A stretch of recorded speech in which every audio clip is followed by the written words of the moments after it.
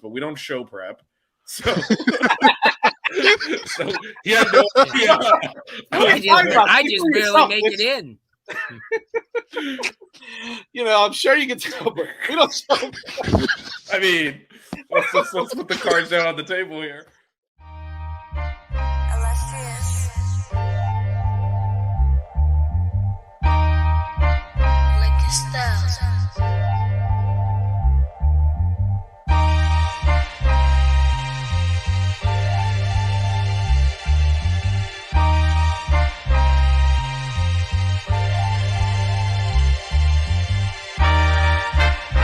Miami Hurricanes, yeah. You know the name already. It's Mercy, ha ha. It's a 6-ring Kane show. Can't forget the name though. Got Jazz, Blue, Vision, DJ, break the game code. Ain't no changing them, ain't no breaking them. Real Portland live from the Hard Rock Stadium. Ball 14 for the orange and green. We see the 6-ring champs. It's more than a dream. This is life on the field. Beyond 100 yards, a hurricane that's never still put a damage to your squad. The 6-ring Kane show. The 6-ring Kane show. The 6 Rings Kane show. You know.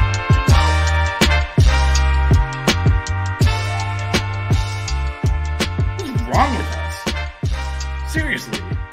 What's wrong with us? We're Miami Hurricanes fans. Welcome to the 6 Rings Kane Show, a show dedicated to Miami Hurricane sports, featuring the legendary Larry Bluestein, Jazz Santana, Vish, and Danny Gillette. Let's go Canes.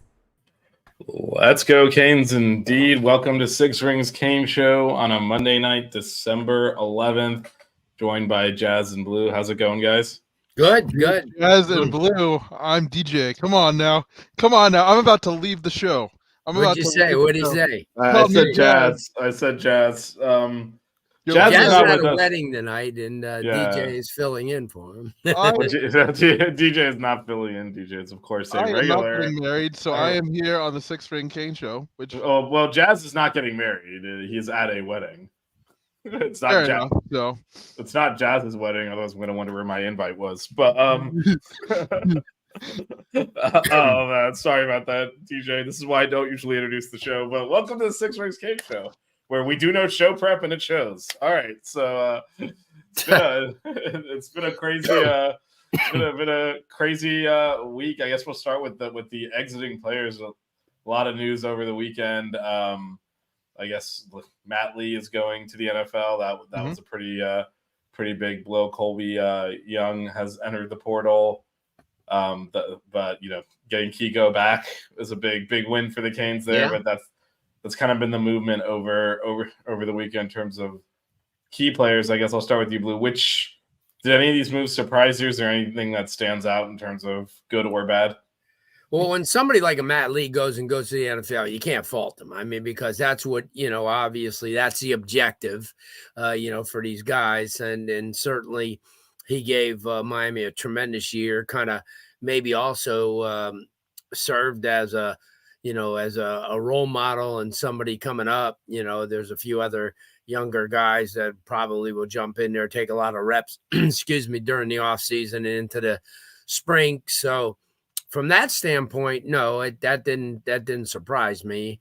But the Colby Young did, because here's a guy that, let's face it, he was given his chances. I mean, he came through, but at times, was a little bit inconsistent. And certainly that's been a problem for the Hurricanes, finding that go-to guy since Rambo left. To be that guy who's going to catch yourself 60, 70, 80 significant balls from the outside and be that wide receiver one guy. And maybe Miami feels with the year that Jacoby George has and in his potential, then he may be the guy. So from that standpoint, not so much. We kind of knew, like you just said, with Kiko Mawanoa coming back, that's huge because of the fact that that just continues to solidify Miami's front seven.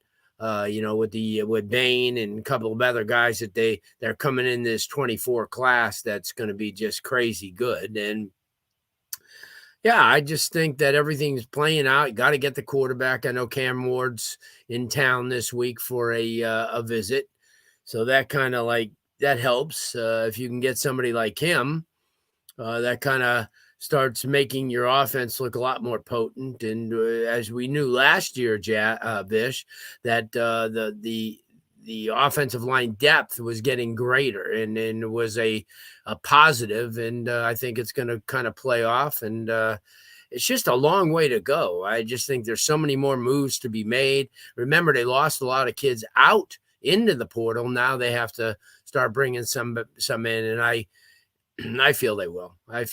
So no, the only one maybe I was surprised with was Kobe Young, because I thought that he was starting to feel it a little bit, but I would think that this offense was kind of suited to him.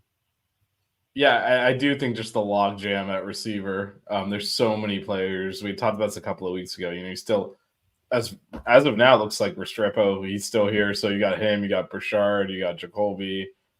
You got all the players that have started to get maybe a little reps last year, like Horton, and then you got Washington, you got JoJo Trader coming in. I always felt someone had to go. I thought Restrepo might go with TVD somewhere because they have that strong bond. But to Duke, you mean? Has that happened officially yet? Did I miss a memo? I pretty much would think that that's where. Yeah. Yeah, that's where he would land. They know each other, so Yeah, we'll get to our former head coach in a minute and talk about that. But I did feel like at some point, some of these receivers would have to exit. There's just too much. There's too much young talent that didn't get on the field last year. Too much young talent coming in, and like you said, Blue, none of them really established themselves yet. So. If they're trying to do that, there's only one ball. And I think either way, we're going to play a pretty heavy wide receiver rotation. Just with that many guys, you're going to work them in. So no one's going to get that many catches, which means if you're interested in just being the guy and getting all the targets, this isn't necessarily the right fit. I guess, what about you, DJ? What were your thoughts on kind of the weekend's activities? I was always a big Kobe Young fan. I really liked Kobe Young from the moment he came into the program. And I thought he had a little bit of a down year last year, but the year prior, meaning 2022, I thought he, fit into a role really well. He seemed to be one of Tyler Van Dyke's favorite targets, especially later on that season. So I think Kobe Young was the only one that kind of surprised me, just because there are so many young receivers. You kind of need a veteran playmaker too. And, it kind of bummed me out because, like I said, I really like to watch him as a player on the field, and whoever, gets him out of the transfer portal is going to land a good one. Yeah, no, he can definitely make plays. Shout out to Buckets co-host. Buckets is coming up next after this. We are going to talk about that.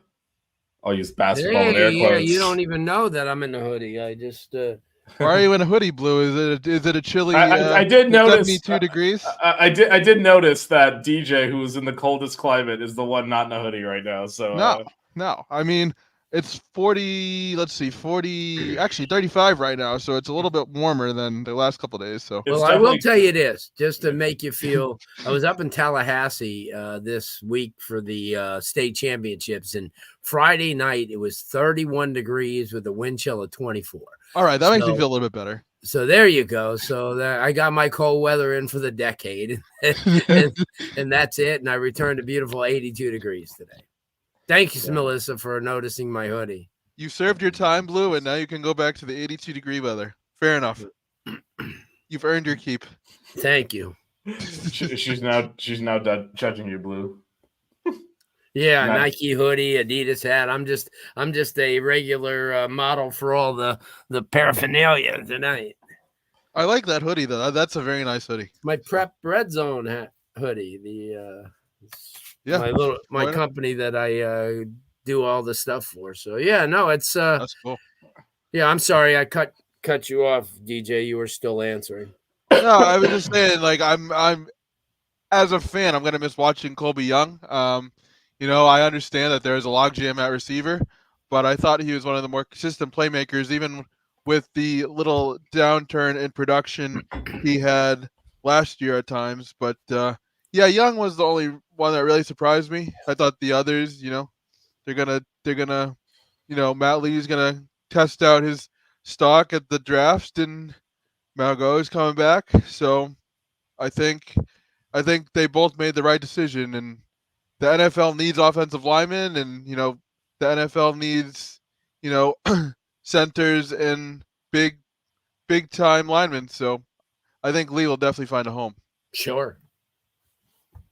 Yeah. So then there's obviously, as Blue mentioned, we've had other players enter the portal. I would say that Colby Young so far is the biggest contributor, other than stat wise. We can talk about whether or not he should still be here. I think we all agree he should not. But the quarterback entered the portal as well, and got a couple of kids. One visiting tomorrow. Cam Ward, also looks like Howard, the kid from K-State's in for coming in for a visit too. I guess I'll start with you this time, DJ. On those kids, well, first of all, let's start with this. How many quarterbacks do you think we need to take out of the portal? Two, what are your okay? At least two. Okay. All right. Now it's not going to be Cam. It's not going to be Ward and Howard. No. But so I guess in terms of those two, who would you? How do you assess those two players? I really like, honestly, for this offensive system, I really like both, but I think I'd have to give the edge to Ward a little bit. He's a very instinctive playmaker. He makes quick decisions with the football. He goes through his progressions very quickly, and he throws a nice, tight spiral. The ball releases out of his hand really quickly. I think, with the wide receivers that are coming in that we mentioned earlier, and the combo of Cam Ward, I think that would be a really, really big jolt of energy to this offense. Howard is he's a bit more of an intermediate passer. He does well on the intermediate throws. He can throw deep.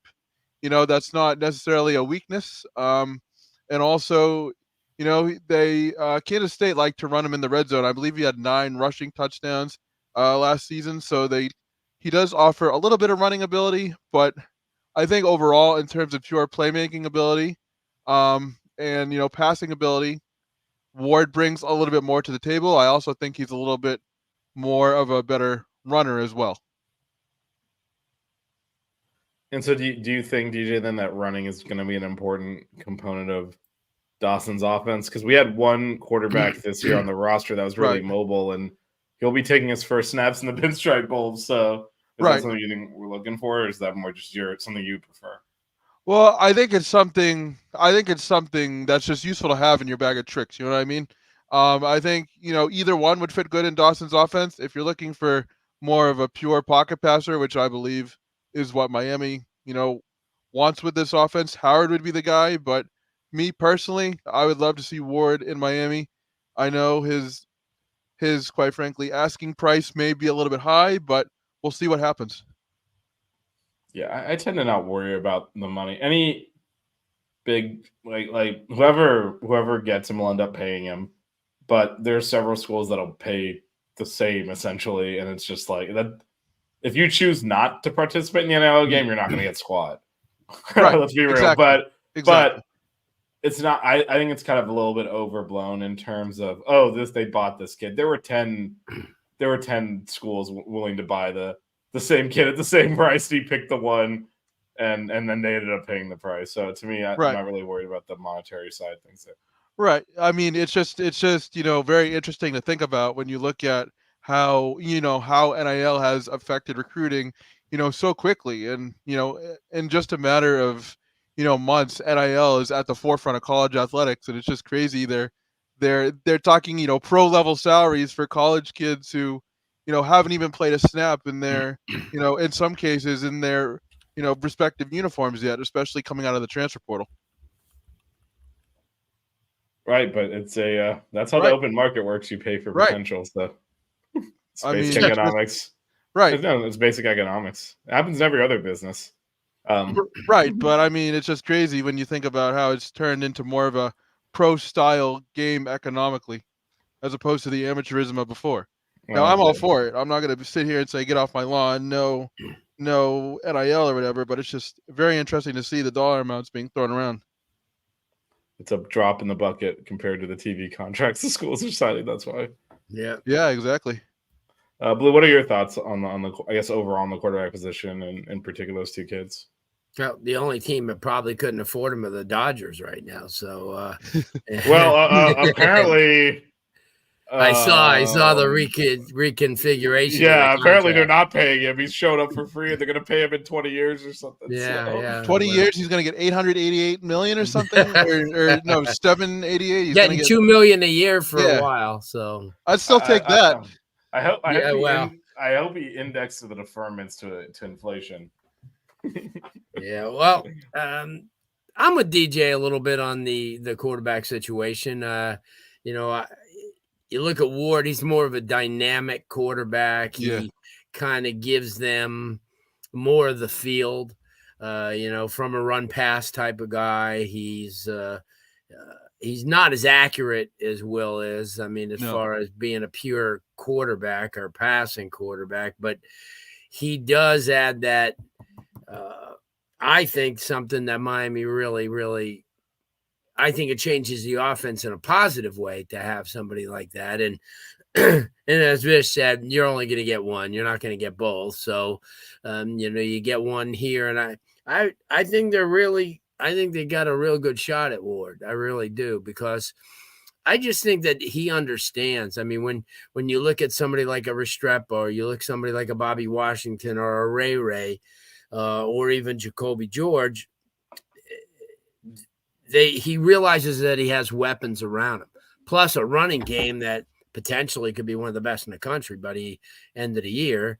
And, and everybody, no matter where he goes, you're going to do patchwork on the offensive line. Nobody has a line that's coming back intact. I mean, except for Alabama, and even they're losing a couple of kids. So I think Miami is a really good landing spot for him. I mean, for so many ways. I mean, like you said, I think that,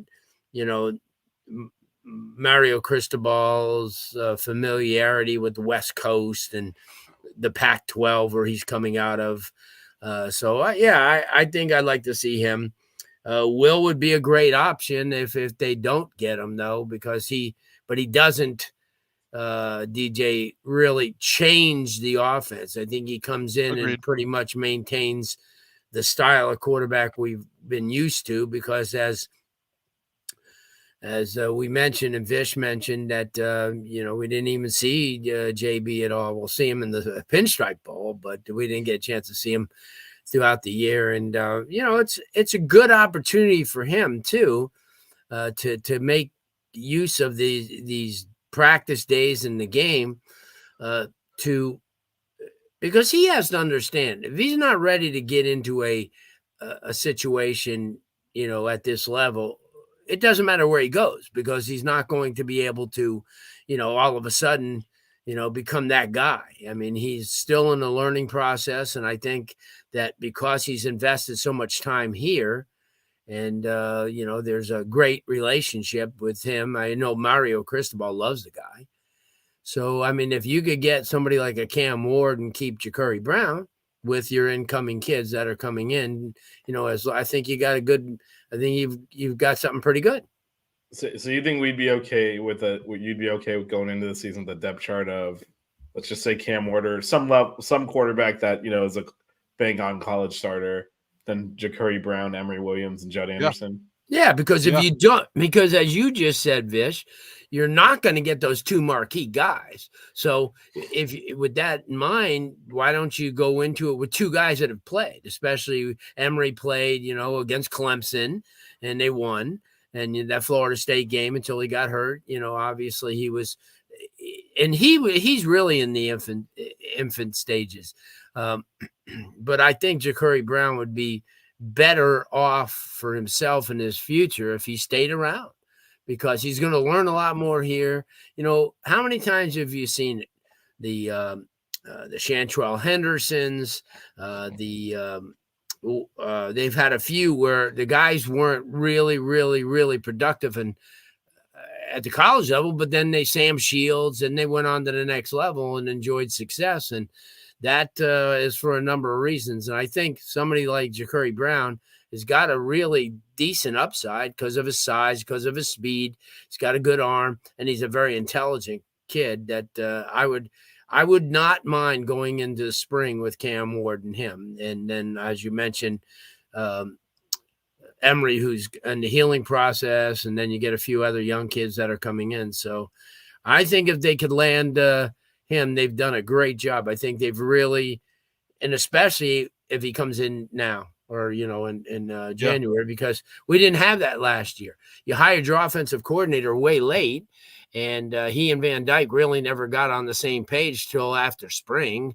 So I think that makes a lot of sense too, because when you have somebody to spend the entire month of January together at film room, just knowing each other, little idiosyncrasies or, you know, things that you could play off of each other, because they, you know, those guys could just go out on their own and, you know, just out on the field. I mean, the NCAA can't stop them going out on their own with the ball, and then you could kind of see, you know, you could hide in the garage and watch what they're doing. But yeah, I'd like to see him there.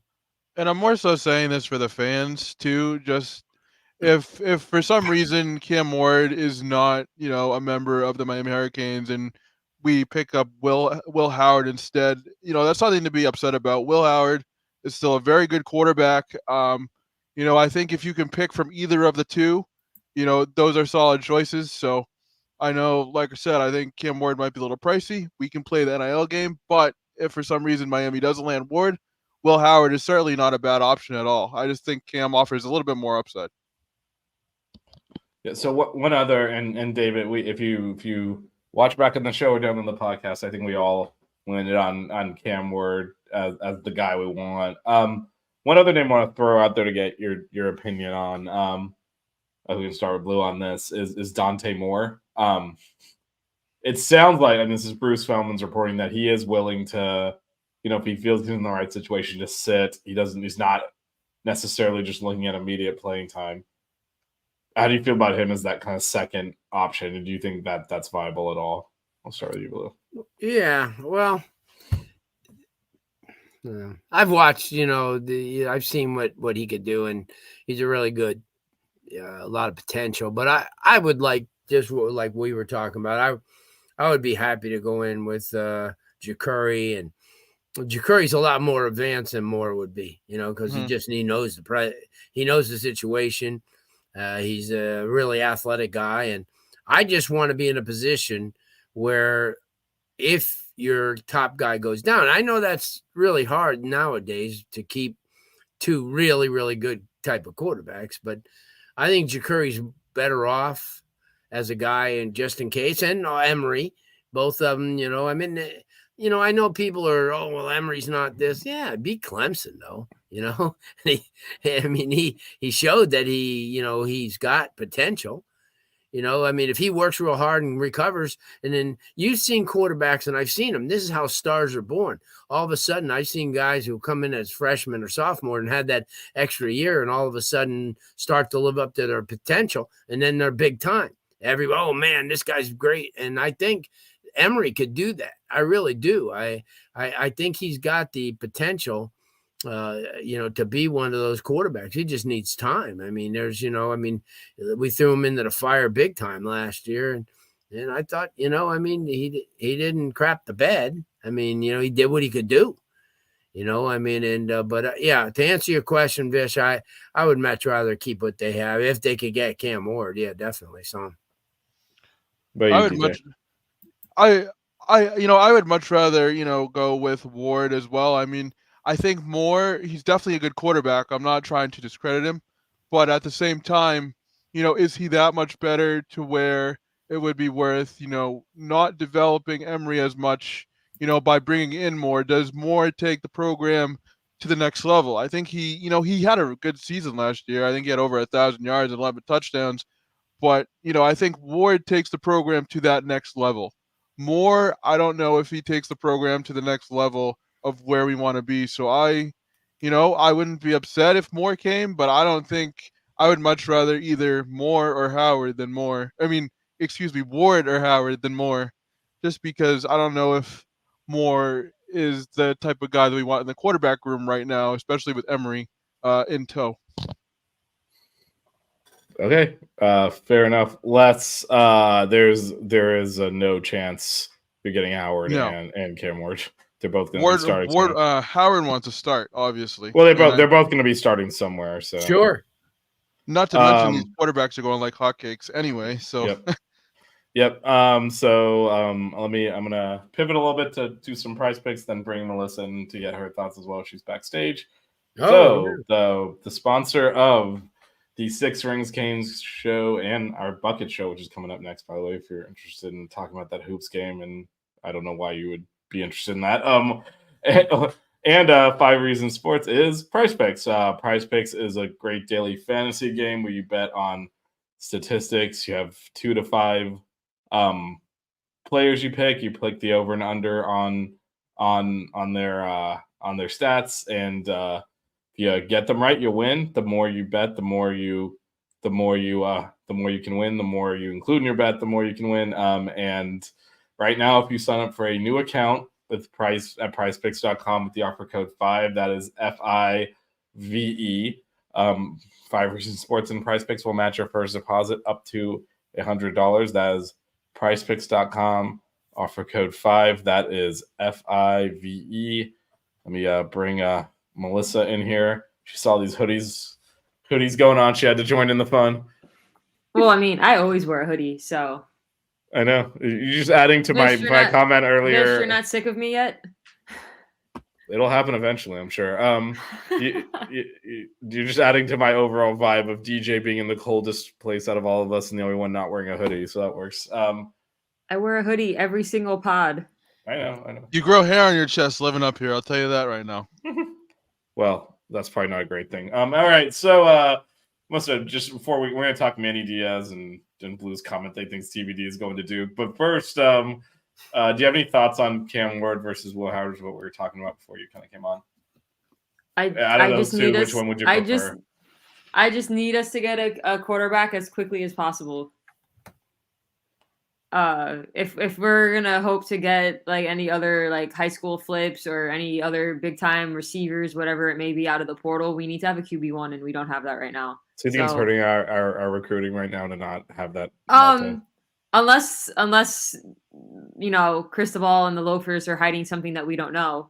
But I mean, obviously, if I'm gonna pick anybody, I'm gonna say Cam Ward. But I think that's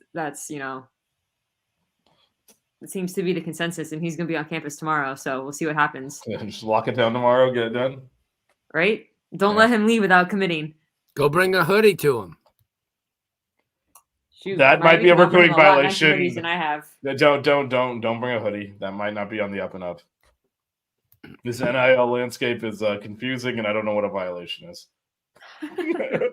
Honestly, you're seeing all these quarterback names move so quick. I mean, we joke about like getting him to commit tomorrow, but if I was Miami, I'd certainly make a strong push because these quarterbacks are flying off the transfer portal board right now. They are. Okay, so let's talk about the other kind of sort of Miami-related news over the weekend, which was Manny Diaz is the head coach at Duke now. He was very visible on campus. So I always said he's a great politician. Then the football starts. But all right. Well, Melissa, you just joined us, so you can go first. What are your thoughts on Manny Diaz at Duke? Like, what do you think he can do there? Are you concerned at all with him being there? First of all, good for him. I mean, everybody can hate on him as Miami's head coach because we didn't win, but everyone was his biggest fan in 2017 when he brought our defense to like national prominence. So I'm happy for him.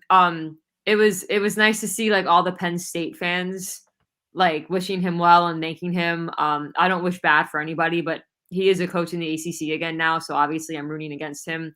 He's got some hard work to do at Duke, though. I mean, Elko left, and a lot of people left to go other places, including their star quarterback Riley Leonard. So he's gonna have to do some work. But no, good for him. But I'm rooting against them anyway because we do play Duke at home next year. I think somebody on Twitter called it the Cafe Con Leche Bowl, which I thought was really funny.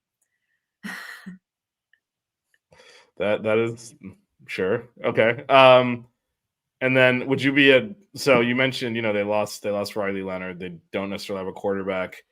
Blue dropped this earlier. They think TBD is going there. What are your thoughts if Van Dyke ends up on the Duke campus? I mean, is he more comfortable with Manny or is he more comfortable with Rhett? He succeeded and excelled in Rhett Lashley's offense. I don't know how much of that has to do with Manny. Maybe they were tight because he was the head coach, but I don't necessarily see that. I think TVD is going to want to go somewhere that probably puts him in a better position to succeed. And I don't think he's going somewhere where he's oh, I want to win a national championship, but just another place that has a lot of talent around him that's going to make him look good. This is, it's his last year of college football. So they haven't hired an offensive coordinator yet either. So no, he just took a visit to Wisconsin. So okay. All right, Blue. You introduced the topic. So what are your thoughts on Manny at Duke? And then are you confident? You don't want to hear my comments on that. I mean, I could give you a list of 15 coaches that definitely deserve the shot way before him. He's an average coach. He's going to be Randy Shannon. He's going to be Cam Cameron. He'll be a good assistant coach. He'll never be a good head coach. Just not.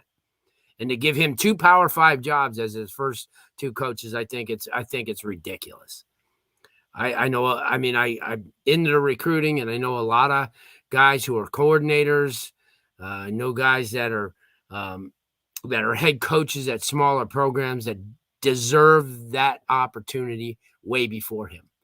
When we heard the news, there are 2 or 3 of us that know the situation, and we all felt the same way.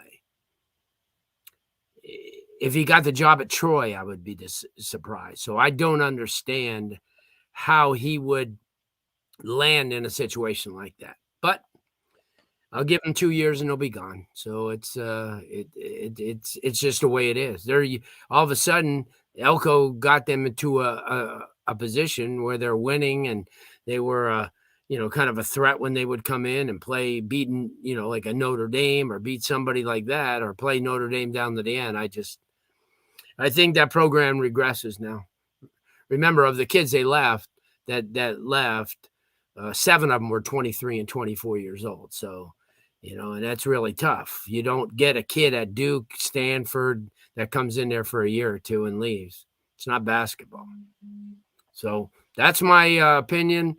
So that's where you're trying to send TVD into that environment? Has he had enough? Well, he's the only one that probably could give him some type of substance the first year and maybe go out and get another quarterback. But I'm not sure Duke is in the game of spending money. They're a program that not for football. No, not for football. And definitely trying to get uphold their academic standards too, as far as football is concerned. And a lot of those people, remember this, a lot of those kids that leave out of there at 23, 24 have master's degrees. So that's, but whatever it is, it's going to play out. Like I said, I have a list of 12 or 14 coaches that should have gotten that job. And, but so should chalk up a W for the home game next year against Duke? You feeling good about that? You know what? No matter who we have, Melissa could play quarterback, and I'll say yes. Okay, so all right, there we go. All right, man. Hey, I was the quarterback for my flag football team freshman year intramural. Let's go. I saw you and I scouted you. That's why I said that. I want to ask how you. Blue was on campus in 2004. Yeah, he probably was. What are you drinking? That's apple juice. DJ, what about your thoughts on Manny at Duke, and then if you think TVD is a good fit there? Yeah, Manny at Duke is an absolute joke. I agree with Blue. I mean, I'm not really expecting big things out of Manny at Duke. I mean, Melissa, I give you credit. Was nice to him. The high road. I mean, but I'll just say it. Manny at Duke is an absolute joke. I don't really see him making a huge impact there. He's going to have a long, rebuilding task ahead of him. And, coaching hires, they often, kind of to Blue's point, you often see the same retreads over and over and over, and other assistants or other, young up and coming or promising coaches get left behind. This is a classic example of that. I mean, I think it's good for us next year when we play Duke because I don't really see Duke, benefiting from this hire, quite honestly. Just run the ball. Yeah. yeah, Oh, boy. exactly. I still haven't recovered from that North Carolina game. They're still running. Yep. Good thing the end zone, you have to stop there. These kids would have gotten tired. There's a nice debate going on in the chat. I'm reading it, and I'm just not going to entertain the Manny. I mean, you're talking about 2 years at Miami versus, Mario having won the Pac-12 multiple times and finished 5th in the country, and I don't even know what we're doing here in terms of coaching pedigree. I don't know if you want to hang your hat on Manny Diaz, guys. It's taking a micro zoom in on a one season here and ignoring the rest of Mario's resume, which includes multiple Pac-12 championships in a Rose Bowl win and finishing ranked in the top 5. I mean, I don't get hating on Mario where he's shown massive improvement from his first year to the next year. Yeah, we only had 7 wins, but you go from his first season where we're 5-7 blowout losses to now we have 2 more wins. Easily could have had maybe 1 or 2 more. Obviously, there are some things to fix, but we're still bringing in we brought in a top 6 or 7 class last year. We're like top 5 already. It's probably going to get better. You can see progress being made. Whereas with Manny, it was like, all right, his high point when he was DC, and then it just slowly got worse and worse. So we're kind of starting to go back up. I don't even get that. Again, it's not. Look, we're in year 2. We're completing year 2 of the Mario Cristobal era. We'll see where it ends. But in terms of just pedigree coming in, Manny had, and this actually plays on the point I was going to make anyway. Manny had been hired at Temple. He was there for like 10 days. That was his level of coach. We inexplicably bought him out of that contract and brought him here. To Blue's point, Blake James. He failed horribly. Not only got fired, got the athletic director fired, as Melissa pointed out. Everyone got fired because of that. He goes to Penn State for a couple of years, and now he's in the ACC again as the head coach. He never had to actually take the lower level job. He failed at the only major conference job he's had. So I don't understand how he gets this job either. He should have had to go to like the MAC or something and prove he could coach as a head coach. I don't get how this happens. You would think that Duke would kind of look at what he did at Miami. They would have been like, Melissa, you got to ignore the trolls, man. I mean, I don't know what we're talking about here. But go ahead, DJ. You would think that Miami or Duke would look at his past stint with Miami and kind of raise some red flags. But I mean, to the Mario Manny comparison, for whatever that is, I mean, Mario's also there isn't one. No, and Mario's also begun how to. How can you say that Manny Diaz is a good recruiter? I'm reading this right here. He left Miami with the worst. That's exactly what I was ever had. He left the cupboard bare for Mario, and on that end alone, he was significantly worse than Mario. And I think Mario has also tried to and begun to establish a winning culture that Manny just didn't at all whatsoever. Weren't we like ranked in the 60s in recruiting when Mario took over and managed to bring us from the abyss with a skeleton crew of staff? He saved that class, and again, it is someone who's finished with a team in the top 5 in the country. What are we talking about here? It's like, look, maybe he won't win here, but this is, I mean, now we're getting to complete factual inaccurate. Yeah. Let's ignore the chat and keep moving here. So, because now we're just making crap up in there. So, as we were applauding the hire of Manny Diaz, and then he had the number 11 class in the country when he was fired, is just, I mean, these are blatant falsehoods. All right, so, so I guess something. No, I was watching Miami. The Dolphins are playing Tennessee. No, more importantly, I need 10 points from Saquon Barkley. Vish watched me kind of going back and forth between wanting the Cowboys. Well, I'm not really back and forth, but my Cowboys winning. But also, I was playing against CeeDee Lamb, so it was like. Well, Anyway, so kind of pivoting now to the high school side of things. Blue, I'm gonna have to pull you away from that game for a second. No, that's okay. I was just watching Braxton Berrios return. Since so Blue, you had a busy weekend, right? Why don't you tell us about and talk about some of the kids you saw? Yeah, well, it was 9 games, 3 days. A lot of talent. Watching Columbus play, and I'll tell you what, the Columbus played against Mandarin, and you had a Miami versus Miami matchup on several occasions. Derek Glass, the offensive lineman, with Kevin Beard there, and with I can't even think of his name. Small offensive line coach, Mirabal. Both of them on hand to watch, and Derek Plass went up against a kid, Dalen Russell from Columbus, several times. Great matchup. Plass is going to be a beast. He's big kid, although I see him at more of a guard than I do as a tackle, but we'll see. Time will tell. He just needs to get in here, and Mirabal's excited about having him here. Then got a chance to see 2 more Miami guys, and Ryan Mack, and I thought did a great job. I think he's turned into one of the better corners that Miami's going to have in here, from St. Thomas Aquinas. And the kid Washington looked really, really good too. Caught a couple of balls for Miami. And then fast forward to the game where there was most attention, because you had 2 Miami commits and one that everybody's crossing their fingers that can happen. It's Chaminade Madonna. Zaquan Patterson's a stud. He's going to come in here and be a lot like Kitchens was.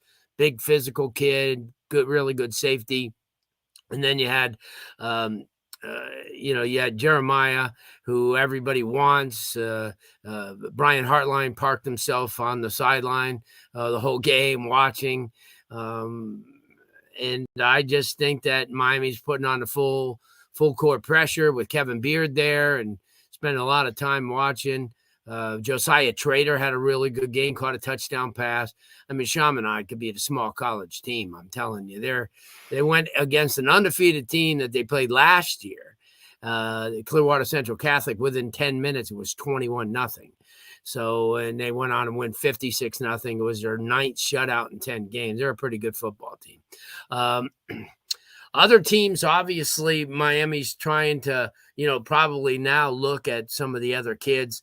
The running back of Berkeley Prep, who's really, really good, had a great game. They beat Miami Norland, which was a pretty good game. The Lakeland Venice game was crazy. 118 points, 1,200 yards between the two of them, 60-48. Nobody really on either team that Miami was kind of looking at, although, there's a couple of the kid, Dayon Platt from Venice is a big time kid. And the 3S Daytona Beach Mainland, which obviously the big defensive end tackle, defensive lineman who's going to end up at Florida, looked pretty good. But other than that, it was just a lot of good football, a lot of close games. The smaller schools, although you can't say that because Bluntstown, which is a really small school, and Miami has the kid Jones coming from there. They have 3 Power 5 kids at a school that has like 350 guys or 350 kids at the school. But other than that, it was a really good time. Far drive, 7-hour drive is crazy. I don't know any other state that makes the St. Thomas Homestead. Oh, Homestead too. The kid Mills, who's a junior, what a beast. Wide receiver. He kept them in the game. They only lost to St. Thomas 31-28. They didn't want to, for some crazy reason, they were down there and didn't kick a field goal, and they could have tied it up. But he's really, really good. I got a chance to see Isaac Brown is going to Louisville. He's an absolute freak. Miami just never was on him early on, and now I guess it's a little bit too late. But yeah, it was a good, like I said, a lot of talent, really good games, and Miami kids who will be on campus pretty soon. Although I don't think Columbus has gone to the early entry yet. Chaminade did.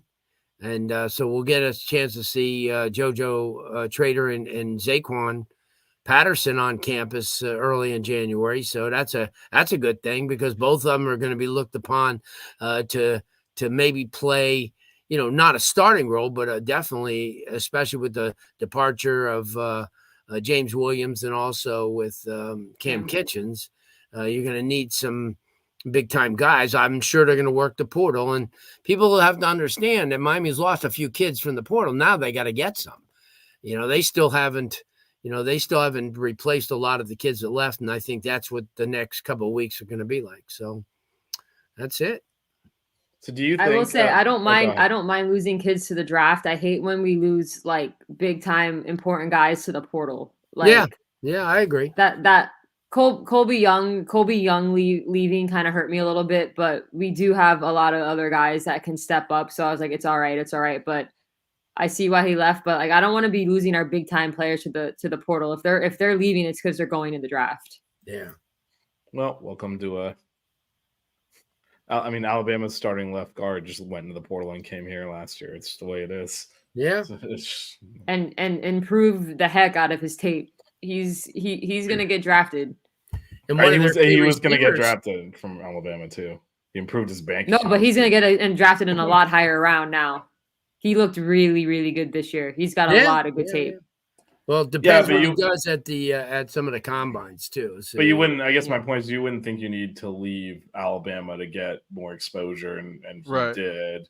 So it's not really a reflection of where anything. Each situation's kind of individual. I do want to get, and this can go around the horn. Maybe we'll start with DJ. Do you think JoJo Trader is good enough to start next year, given that now that Colby Young, there's kind of a position open on the edge there? Start with you, DJ. Yeah, I mean, he's a big time playmaker. He's a good fit for, Dawson's offense. He can get downfield quickly. He can make the big play. I think he is good enough to start. Yes.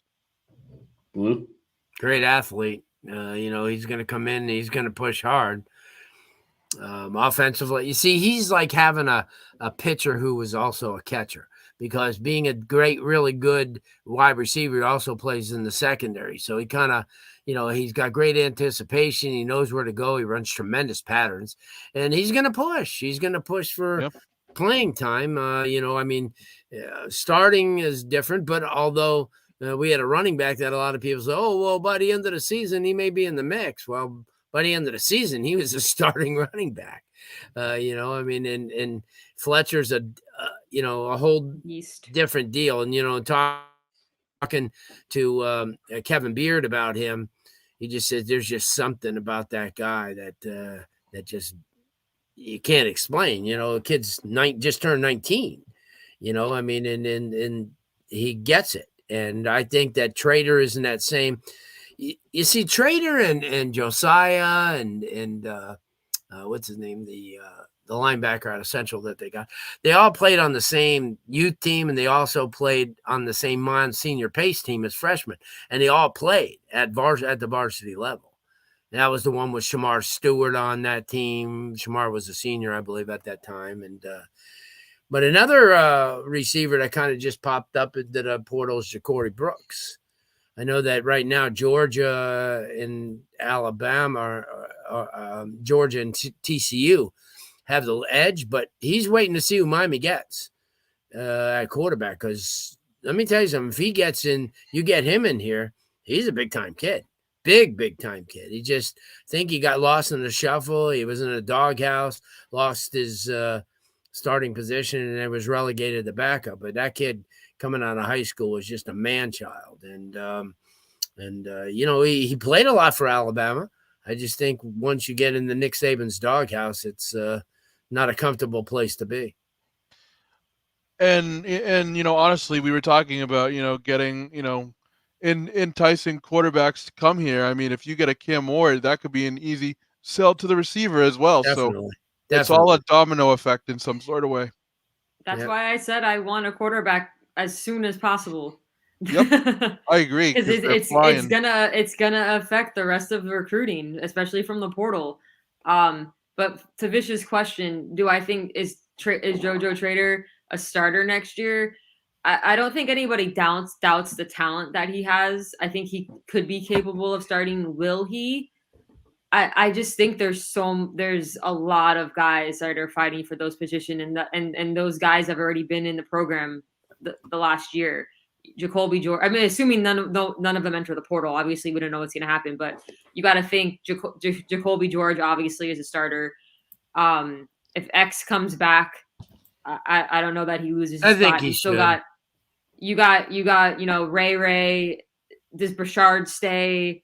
Isaiah Horton. But they don't really necessarily. Okay, so let's just go this way. Who starts that? Like, because we're gonna, I'm assuming, not go radical formationally. So we're gonna have. Let's just assume none of the other receivers enter the portal. We've got Jacoby will start, X will start in the slot. Who's the other receiver on the outside? Brashard.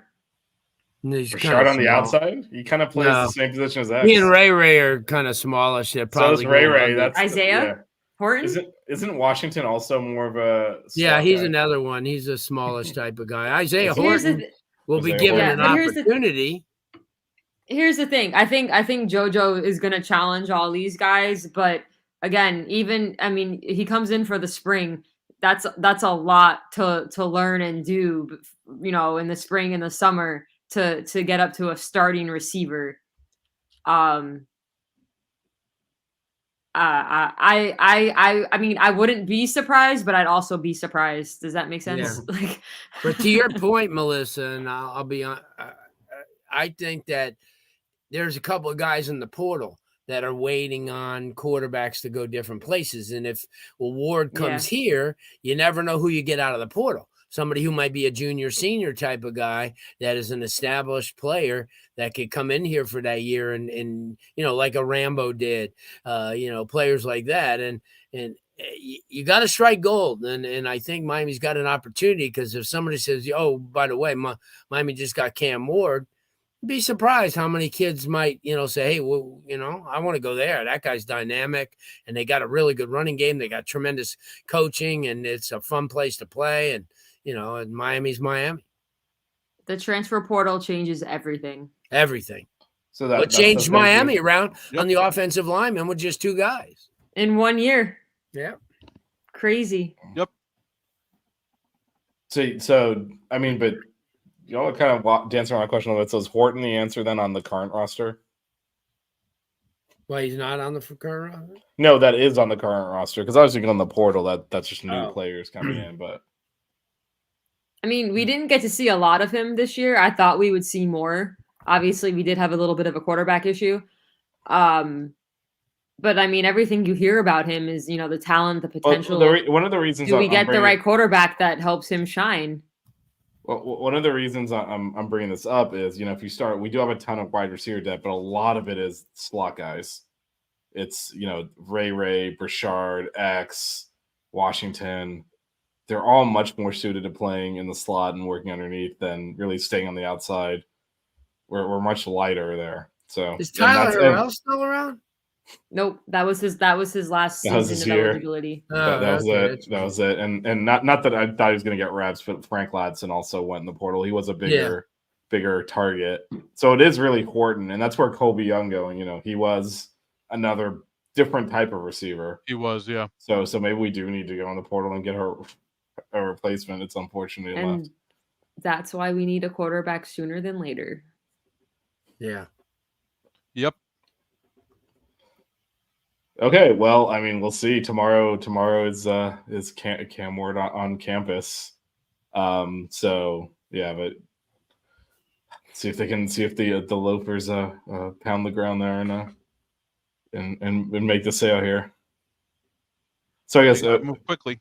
What? Okay, all right, we're gonna end with this because we love in Jazz's tradition. Even though he's not here, I'm gonna ask you guys to make predictions that we'll forget to revisit in the future. So percent chance that Cam Ward is the Hurricanes quarterback next year. Start with you, DJ. Ooh.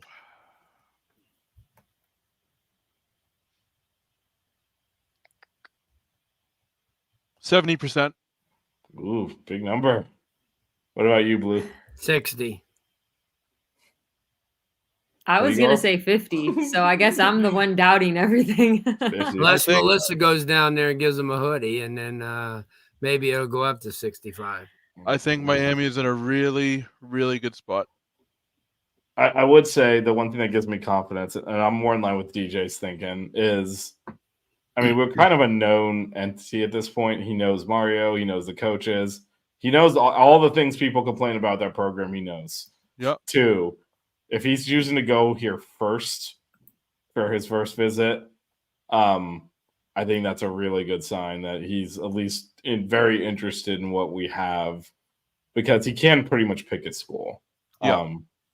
And he chose to go here first, and much like as Melissa keeps saying, we need to close quickly because we need stability at that position to help with recruiting, help pour receivers out of the portal. The quarterback's got to do that too. They don't want to spend, like, if you're going to the portal, it's not high school recruiting. You want to take 15 trips and wait around. Like Blue said, make your decision, get to campus, get the playbook, all of that stuff immediately to set yourself up. So he's not going to want to.